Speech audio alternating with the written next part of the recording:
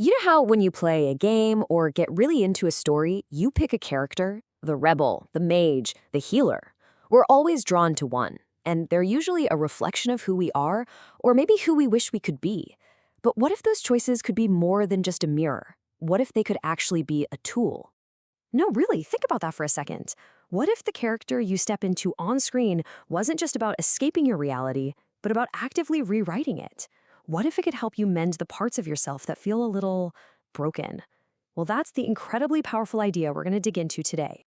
So here's the thing. Right now, most of our digital avatars, the heroes and tricksters we see everywhere, they're pretty much all pulled from a very small, very familiar deck of cards. We're talking about the classic Western archetypes, and yeah, they're powerful symbols, but they can also be kind of passive. A lot of these old models come from static ideas like Jung's hero or shadow.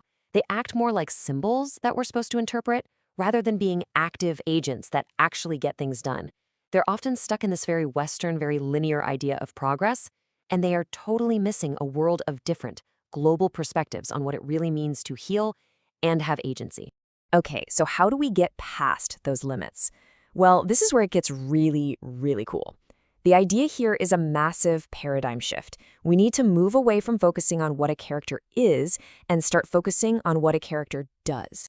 So instead of a static archetype, like the rebel, which is just a label, right? We get a dynamic functional exemplar, something like an agent of cognitive restructuring. See the difference? That's not a symbol, that's a job description. It's an active agent that comes with a specific set of tools for changing the world. And that toolkit has a name, techne. It's an ancient Greek word for a craft, a skill, an art. It's the hands-on, practical technique that these new kinds of avatars use to actually alter reality, whether that's your internal world or the one around you. It's the how. And this quote from the source material just nails it. They are not mere symbols. They are technicians of the sacred. I love that. They're not just concepts to think about. They are practitioners. They have a craft. They actually get their hands dirty. So here's the crucial point. Once we start looking beyond the usual myths, we find this incredible global toolkit full of these technicians. So let's start with the ones who hack and mend reality, often by breaking all the rules. So meet Anansi. He's the spider trickster from the Akan and Ashanti peoples of Ghana. Now, during the horrors of the transatlantic slave trade, Anansi's stories became way more than just entertainment. For the African diaspora, they were basically manuals for psychological resistance and flat-out survival. Anansi's techne isn't about brute force, it's psychological operations.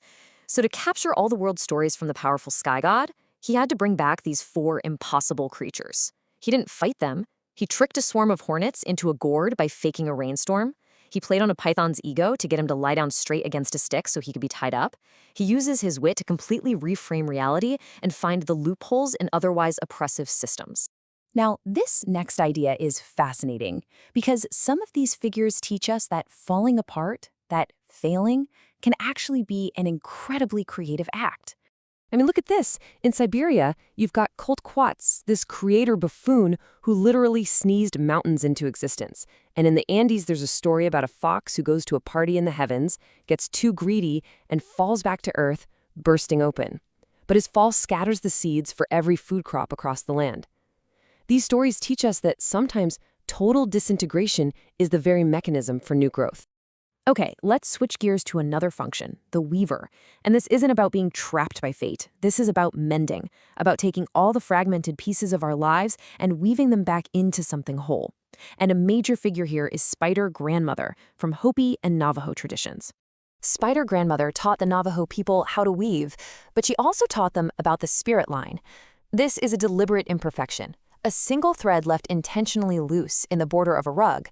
Why would you do that? To allow the weaver's spirit to escape. It's such a profound lesson for therapy, isn't it? Perfection is a trap. We have to always leave ourselves an opening to move, to change, and to grow. So, we've seen avatars that can reframe reality and repair it. Next up are the exemplars who give us structure for our memories and tools to transform ourselves. These are the architects and the map makers of the mind. In the Incan Empire, history wasn't written down in books, it was knotted into strings. And the people who did this were the Kipukaya-Mayak, the legendary keepers of the knots. They were the librarians, the accountants, and the historians for an entire civilization, all rolled into one. Using these knotted strings called kipu, they encoded everything from census data to their most sacred histories. And during the colonial era, when their culture was being systematically destroyed, their job became even more critical. As the source material puts it, they stood as the barrier between memory and oblivion. Now, their technique offers an incredible model for therapy. Imagine being able to externalize a memory, turn it into a physical, tactile object. It becomes something you can handle, something you can organize without having to dive back in and relive it. It transforms trauma from this overwhelming feeling into a set of data you can sort, store, and manage. So we've gone from managing memory with our hands to healing with our entire body. Let's meet Hia'aka, the younger sister of the famous Hawaiian volcano goddess Pele. So while Pele is all about that destructive lava flow, Hia'aka is the lush green forest that grows back on the cooled rock. She's the patron of hula, and her technique is what's called somatic resurrection. She literally brought her sister's lover back from the dead, not with some magic spell, but by using continuous chanting, prayer, and movement to gather up his scattered spirit and put it back in his body. She teaches that we can use rhythm and voice and our own bodies to bring the dead parts of ourselves back to life. So, after all that, what does it all add up to? Well, when you look across all of these different cultures, you don't just get a collection of cool stories. You get a comprehensive global matrix of very practical tools for psychological change. We can actually organize these technicians into 4 big clusters. You have the rebel or the trickster, who uses wit and language for reframing a situation. You have the weaver, who uses thread and knots for repair and integration. You have the architect, who uses maps and codes for creating orientation in chaos. And finally, the shapeshifter, who uses dance and rhythm for embodiment. Each one gives us a different tool for a different kind of psychological work. And this has massive implications for designing things, like therapeutic games. Imagine, instead of generic superpowers, you give avatars a practical techne, a craft. Instead of punishing players for failure, you make it generative, like the fox's fall.